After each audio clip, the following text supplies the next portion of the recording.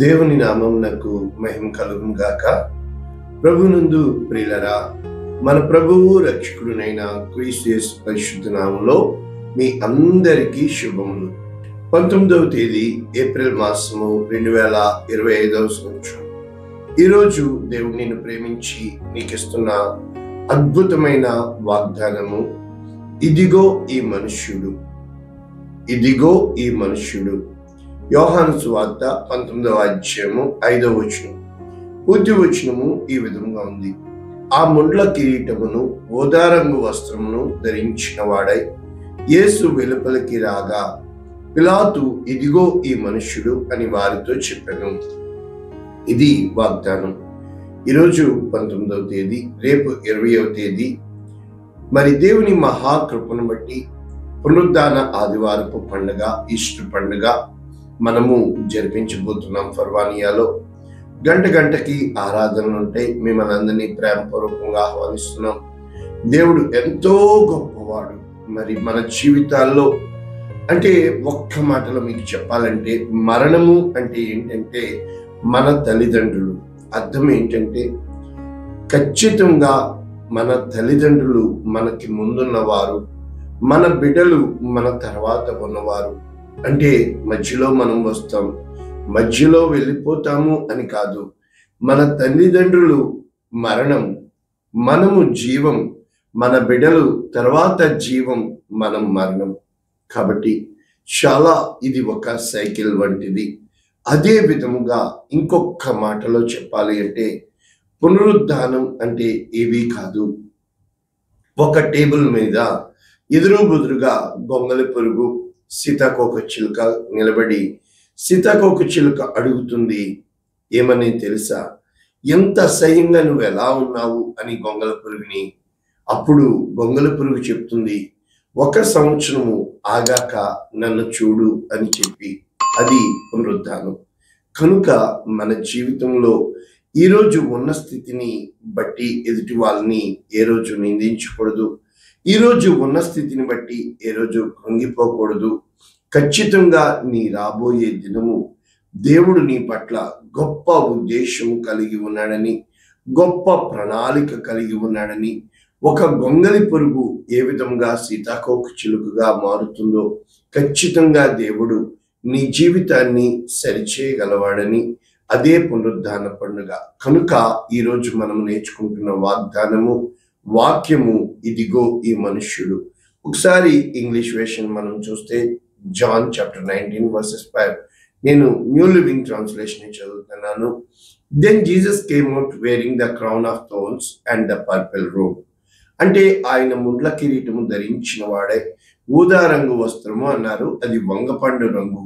ఆ పర్పిల్ అన్నదానికి ఆ యొక్క వస్త్రము ధరించిన వాడే. మరి నా జీవితంలో మరి దేవుని యొక్క మహాకృపను బట్టి 24వ ఆ యొక్క సంవత్సరాన్ని నీవు రక్తవర్ణపు వస్త్రములు ధరించిన వాడవై ఉంటావన్నాడు.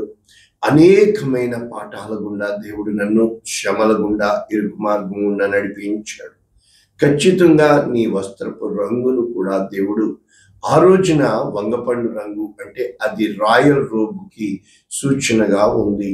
కాబట్టి ఇక్కడ and pilot said, look here is the man. పిలాతు చెప్తున్నాడు, ఇదిగో ఈ మనుష్యుడు.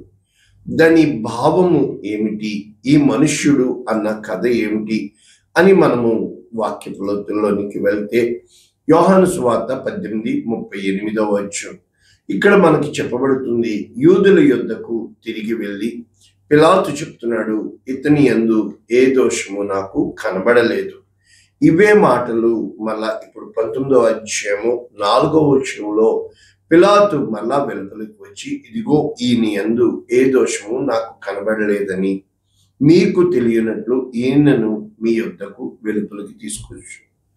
అంటే ఒక హేరోదుకి దోషం కనబడలేదు, పిలాతు పదే పరీక్షించిన దోషము కనబడలేదు. కానీ మనుష్యుల ఇచ్చకు ఆ యొక్క పిలాతు, ఎందుకంటే మనుషుల ఇష్టాన్ని కోరుకున్నాడు కనుక, దేవుని చిత్తములో ఉన్నప్పటికీ దేవుని చిత్తానికంటే తన న్యాయాధిపతి స్థానము కంటే అరుపులే గెలుచును, కేకలే గెలుచును అని ఉంటుంది.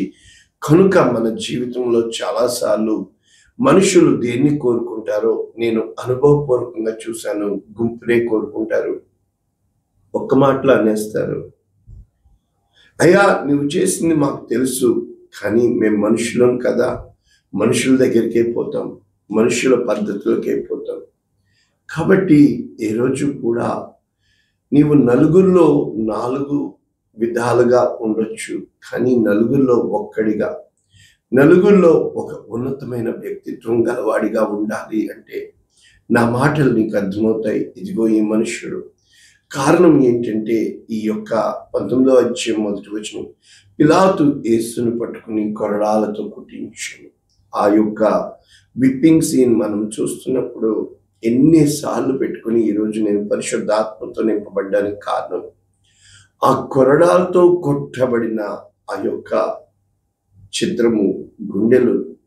అంటే నా స్థానంలో ఆయన్ని ఇంతగా, అదే విధంగా ఇస్కరియోతు యోధాలు యేసు ప్రభు జీవితంలో ఉన్నారు కాదు, నా జీవితంలో కూడా ఉన్నారు. వాళ్ళు మోసేసిన ఒక్క మాట పాతాళంలో నేను కూరుకుపోవడానికి కారణమైంది. అది వాళ్ళ మనస్సాక్షి గద్దించాలి తప్ప మన జీవితంలో అనేక మంది స్టేటస్లు పెడతారు, నిందలు నీకు కారణము అని. కరెక్టే. మరి నువ్వు నిందించిన వాళ్ళు పాపం అంటే ఏంటో తెలుసా? ఒకటే, ఇదిగో ఈ మనుషుడు, అదే పాపం. ఆదాము అప్పటి వరకు నారీ నారీ, నా ఎముకలో ఎముక, మాంసంలో మాంసం. కానీ దేవుడు వచ్చి ఏం చేశావు ఆదామా అంటే, అక్కడ ఆదాం చెప్పిన మాట ఏంటో తెలుసా? ఇదిగో నీవిచ్చిన ఈ స్త్రీ. చూసారా? కాబట్టి అవ్వ ఏం చేసింది అని అడిగితే, ఇదిగో ఈ సర్పం. ఇక్కడ కూడా అంతే, ఇదిగో ఈ మనుష్యుడు. మనము వెంటనే బ్లేమ్ షిఫ్ట్, ఇతరులను దూషించే వాళ్ళంగా ఉంటాం. ఇక్కడ సైనికులు ముండ్లతో కిరీటమును అల్లి ఆయన తల మీద పెట్టి, ముండ్ల కిరీటము ఆయన తల మీదకి రావడానికి 3 కారణాలు. మొదటిది ఆదికాండము 3వ అధ్యాయము మనము 18వ వచనం మనం చూస్తే 17 నుంచి చదువుతాను.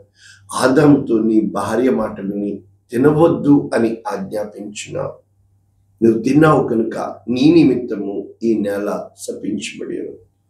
ప్రయాసముతో నీవు బ్రతుకుతావు, చెమట కారుస్తావు, దాని పంట తింటావు. ఇది భూమి, ముండ్ల తుప్పలు, గచ్చ పొదలు నీకు మొలిపించు. కాబట్టి ఆ ముండ్ల కిరీటము, ఈ ముండ్లు, ఆ పాదములో ఉన్న ముండ్లు ఆయన తల మీద కిరీటముగా అయినాయి. ఎందుకంటే ఆలోచన, మైండ్, మనసు మారిపోయింది కనుక. అదే విధముగా మట్లాదివారము మట్లు పట్టుకుని ఆ ముళ్ళు ఆయన తల మీద ముండ్ల కిరీటంగా అల్లి పెట్టారు. ఇక 3వది, ముండ్లు అంటే ఏంటో తెలుసా? ఆ యొక్క ఎవరైతే ఆ దుష్టుడు, శత్రు, నీ పక్కలో బల్లెము, నీ కండ్లలో ముళ్ళుగాను. కనుక మరణపు ముళ్ళును, ఆ మరణము యొక్క ముళ్ళు, ఆ యొక్క మరణపు ముళ్ళు ఆయన తల మీద ఆ అలంకారంగా మారినట్లు మనం చూడగలుగుతున్నాం. కనుక ఇక్కడ ఇంకా ముందుకు వెళ్తే, ఎప్పుడైతే ఆ ముండ్ల కిరీటం, అంటే ఈ విధముగా ఆయనని ఏమని చెప్తున్నా తెలుసా? ఊదా రంగు వస్త్రము ఆయనకు తొడిగించి, అంటే ఆ యొక్క కింగ్స్, ఆ యొక్క రాజులు వేసుకునే రాయల్ రోబ్ ఆయన యొద్దకు వచ్చి, యూదుల రాజా శుభమని చెప్పి ఆయనను అరచేతులతో కొట్టి. ఈ మాటలు మనము చూసినప్పుడు మత్తయి సువార్త 27వ అధ్యాయము 28వ వచనము చక్కగా రాయబడుతుంది. వారు ఆయన వస్త్రములు తీసివేసి ఆయనకు ఎర్రని అంగీ తొడిగించి, చూసారా, ముండ్ల కిరీటమును అల్లి ఆయన తలకు పెట్టి, ఒక రెల్లు ఆయన కుడి చేతిలో ఉంచి, గడ్డి పరక ఆయన చేతిలో ఉంచి. ఈ గడ్డి పరకం గురించి ఎంతో వాక్యం ఉంది. రెల్లు వంటి వాడవైన నీవు అంటే ఆ గడ్డి పరకలాగా చులకన చేస్తూ, ఆ వాక్యం చాలా గొప్ప వాక్యము. ఆయన రెల్లుతో అని కూడా లేఖనాలు ఉంటాయి. ఆయన ఎదుట మోకాళ్ళుని యూదుల రాజా నీకు శుభమని ఆయనను అపహసించి ఆయన మీద భూమి వేసి ఆ రెల్లును తీసుకుని దానితో ఆయన తల మీద కొట్టి. కాబట్టి ఇన్ని వాక్యాలు, ఇన్ని లేఖనాలు ఆయన జకరియా గ్రంథము 12వ అధ్యాయం 10వ వచనంలో దావీదు సంతతి వారి మీద, యెరూషలేము నివాసుల మీద కరుణ నొందించు ఆత్మ, విజ్ఞాపన చేయు ఆత్మ కుమ్మరింపగా వారు తాము పొడిచిన నా మీద దృష్టి ఉంచి ఒకడు తన ఏక కుమారుని విషయమై దుఃఖించినట్లు, తన జ్యేష్ఠ పుత్రుని విషయమై ఒకడు ప్రలాపించినట్లు అతని విషయమై దుఃఖించుచు ప్రలాపింతురు. ఒక వర్గం కేకలు వేస్తుంది సిలువ వేయమని, ఇంకొక వర్గం దుఃఖముతో ఆ కేకలే గెలుస్తున్నాయి కనుక కుమిలి కుమిలి ఏడుస్తున్నారు. ఇక్కడ ఉన్నాయి లేఖనాలు. ఇక ఇదిగో ఈ మనుష్యుడు అనేది మనము నేర్చుకునే ముందు మరి ఇక్కడ ఇంకొక లేఖనము మనము చూసినప్పుడు జకరియా గ్రంథము 6వ అధ్యాయం 12వ వచనం, సైన్యములకు అధిపతియగు యెహోవా సెలవిచ్చినదేమనగా చిగురు అను ఒకడు కలడు. చూసారా, చిగురు. ఈ లేఖనము అనేక చోట్ల చిగురు కోసం రాయబడుతుంది. అతడు తన స్థలములో నుండి చిగుర్చును, అతడు యెహోవా ఆలయమును కట్టును. ఎవరు ఈ చిగురు అని మనం చూసే ముందు యెషయా గ్రంథము 50వ అధ్యాయము 5వ వచనం, ప్రభువు యెహోవా నా చెవికి వినుబుద్ధి పుట్టించగా నేను ఆయన మీద తిరుగుబాటు చేయలేదు, వినకుండా ఆయన మాటకి నేను లోబడ్డాను. కొట్టువారికి నా వీపును అప్పగించాను, వెంట్రుకలు పెరికి వేయి వారికి నా చెంపలను అప్పగించాను, ఉమ్మి వేయు వారికి అవమానపరచు వారికి నా ముఖము దాచుకోలేదు. కాబట్టి ప్రభువు యెహోవా నాకు సహాయం ఇచ్చేవాడు. ఈ లేఖనాలన్నీ కూడా అక్కడ నెరవేర్పులో మనం చూస్తున్నాం. మరి ఈ చిగురు అన్న వెంటనే మీకు తెలిసిన వాక్యాలే నేను మీకు అర్థమయ్యేటట్టు చెప్తున్నాను.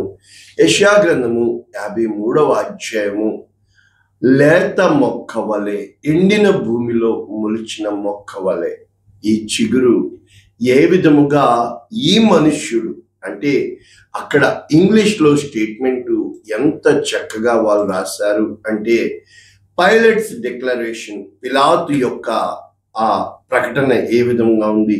హియర్ ఈస్ ద మ్యాన్, ఇదిగో ఈ మనుష్యుడు, can be seen as unwilling అంటే ప్రొక్లమేషన్ ఆఫ్ జీసస్, యేసు క్రీస్తు కోసం అతను రుజువు చేస్తుంది ఏంటంటే unique role as the God man, అంటే దైవత్వము మానవత్వము, అంటే fully human and fully divine. అంటే ఒక పక్కన పూర్తిగా సంపూర్తిగా యూదుల రాజు, నా రాజ్యము ఇది కాదు, నేను ఈ లోకానికి రాజుని కాదు పరలోకానికి రాజుని, ఈ లోక అధికారి అయిన పిలాతు తండ్రి నీకు అనుగ్రహిస్తే తప్ప నీవు తీర్పు తీర్చట్లేదని చెబుతూ, అంటే ఇక్కడ who bridges the gap between God and humanity, దేవునికి మానవునికి మధ్యవర్తిగా ఇదిగో ఈ మనుష్యుడు. చూసారా, ఇంకా చెప్పాలి అంటే ఎండ్యూరెన్స్ ఇన్ సఫరింగ్, అంటే Jesus example teachers us endure suffering and humiliation. అంటే నీవు నేను శ్రమలలో ఎప్పుడైతే for the sake of righteousness trusting in God's ultimate justice and vindication, దేవుని మీద ఆయన చేస్తున్నాడు అంటే ఖచ్చితంగా ఒక గొప్ప ప్రణాళిక కలిగి ఉండి, ఒక గొంగలి పురుగు చచ్చిపోయాను అనుకుంటుంది, ప్యూపాలోకి వెళ్ళిపోతుంది, కానీ అది సీతాకోక చిలుకలాగా, ఒక పక్షిరాజు అదే విధముగా ఒక గుడ్డు కొడితే ఆమ్లెట్ అవుతుంది నోట్లోకి, అదే విధంగా గుడ్డు లోపల నుంచి పగిలితే, బయట నుంచి పగిలితే ఆమ్లెట్, లోపల నుంచి పగిలితే జీవం. నీవు నేను లోపల నుండి జీవము రావాలని క్రీస్తు యేసు ప్రభుల వారు ఈ విధముగా నీ కోసం నా కోసం చేస్తున్నాడని, ఇంకా ద హ్యూమిలియేషన్ ఆఫ్ క్రైస్ట్ వారు ఎంతగా అపహసించారంటే ఆ యొక్క డీప్ హ్యూమిలియేషన్, అంటే అట్టడుగు లోతుల్లోనికి వెళ్ళిపోయి ఆ చిగురు ఏ విధంగా చిగురించింది అన్నది ఇప్పుడు మనము యెషయా గ్రంథము 53వ అధ్యాయం మనము చూసినప్పుడు, ఇదిగో ఈ మనుష్యుడు, అక్కడ మంచి సమరయుడి కోసం చెప్తూ, ఒక మనుష్యుడు దేశాంతరమునకు పోవచ్చు, మరి దారిలో దొంగల చేత కొట్టబడి ఉన్నదంతా ఊడ్చుకొని వెళ్ళిపోయినప్పుడు ప్రధాన యాజకుడు వెళ్ళాడు, లేవీయుడు వెళ్ళాడు, ఒక సమరయుడు వెళ్ళాడు. ఈ రోజున ఉన్నదంతా ఊడ్చుకుపోయినప్పుడు నేను నా జీవిత అనుభవంలో వచ్చాను. ధనము నీకుంటే అందరూ వస్తారు, దరిద్రుడవైతే దరికెవ్వరు రారు. ఎవ్వరు రాలేదు నా జీవిత కాలంలో. నాకు దేవుడు స్పష్టంగా చెప్పాడు, దేన్ని ఆశించుకో. నీ జీవిత సాక్ష్యం నుంచి నువ్వు వాక్యం చెప్పగలగాలి. నా జీవిత సాక్ష్యంలో నేను వాక్యం చెప్పాను. మేలు పొందుకొని కూడా ఒక్కళ్ళు ముందుకు రాలేదు. ఏంటి ప్రభువా అంటే, నేను నిన్ను ఎంచుకున్నానని, నా ప్రేమ నీ పట్ల ఉన్నదని. ఇక్కడ ఇదిగో ఈ మనుష్యుడు అంటే మనుష్యులు ఎటువంటి వారు, అది నీవు ఒంటరిగా ఉన్నప్పుడు, కుమ్మిలి ఏడుస్తున్నప్పుడు, తృణీకరించబడినప్పుడు, విసర్జించబడినప్పుడు, వ్యసనాక్రాంతుడిగా వ్యాధి నువ్వేదో పాపం చేసేసావన్నట్టు తీర్పు వాళ్ళే తీరుస్తారు. ఎలా ఉంటుందంటే, మనుషులు నిన్ను చూడరు, పట్టించుకోరు, కనుక నిన్ను లెక్క చేయరు. ఇంకా చెప్తున్నాడు, ఆ యొక్క రోగములు నీకు వచ్చేసినట్లు, నీవు దేవుడు నిన్ను వదిలేశాడని, ఇంకా నీకు కాలము లేదని. కాబట్టి ఎప్పుడైతే మన జీవితంలో ఈ విధముగా ఆ వధకు దేవుడు నిన్ను సిద్ధపరుస్తున్నాడని, కానీ అది వధ కాదు, నీలోంచి జీవము తీయబోతున్నాడని, ఆ గాడిద మీద యేసు ప్రభు ఊరేగుతున్నప్పుడు ఆయనకి మాత్రమే తెలుసు గుండె లోతుల్లోంచి ఆయన మరణానికి ఎదురు వెళ్తున్నాడని. రేపు పునరుద్ధాన ఆదివారపు ఆరాధన మనము వాక్యము నేర్చుకుంటున్న నీవు నేను, ఆ యొక్క చుట్టూ ఉన్న ప్రజలు కేకలు, దావీదు కుమారుడా జయము జయము, హోసన్నా అంటే నన్ను రక్షించు అని అర్థము. ఈ రోజున మన జీవితాల్లో, మన స్థానంలో ఒక సేవకుణ్ణి దేవుడు, దయచేసి గుర్తుపెట్టుకోండి, దేవుడు సేవకుడి వైపే వెళ్ళిపోతాడు. ఒక విశ్వాసిని సంపాదించుకోవడము ఆయన మనసు మారిస్తే జరుగుతుందేమో, కానీ దేవుడు సేవకుడి మనసు మార్చడు, అతని మనసు స్థిరపడాలా. యోహానుతో అంటాడు, నీ మనసు స్థిరపడినప్పుడు. పేతురుతో అంటాడు, నీ మనసు స్థిరపడినప్పుడు. మోషేతో అంటాడు, నీ మనసు స్థిరపడినప్పుడు. దావీదు అంటాడు, నాకు మనసు స్థిరపరచుము. ఏ రోజు కూడా దేవుడు బలవంతం చేయడు. ఈ రోజున వాక్యం విన్న నీవు నేను మన స్థానంలో యేసు క్రీస్తు ప్రభుల వారు ఆ విధముగా, ఇదిగో ఈ మనుష్యుడు. ప్రార్థన చేద్దామా. పరిశుద్ధుడా, ప్రేమ కలిగిన తండ్రి, విత్తబడిన వాక్యమును నిండాలుగా దీవించమని, అనేక మందికి ఆశీర్వాదంగా చేయమని, వారి హృదయాలు కదిలించమని, నిశ్చయముగా నీవు నమ్మదగిన దేవుడవని, నిన్ను పిలిచిన వాడు నమ్మదగిన దేవుడు నాకు తోడుగా ఉన్నాడని, నీవు నీ తండ్రి చిత్తానికి అప్పగించుకొని తల వంచి ఆ మరణానికి ఎదురు వెళ్ళావు కనుక, ఇదిగో పునరుద్ధాన ఆదివారపు మా కోసం ఎదురు చూస్తుందని యేసు నామమున దీవిస్తున్నాము తండ్రి. ఆమేన్. God bless you all. దేవుడు మిమ్మల్ని దీవించును గాక. ఆమేన్.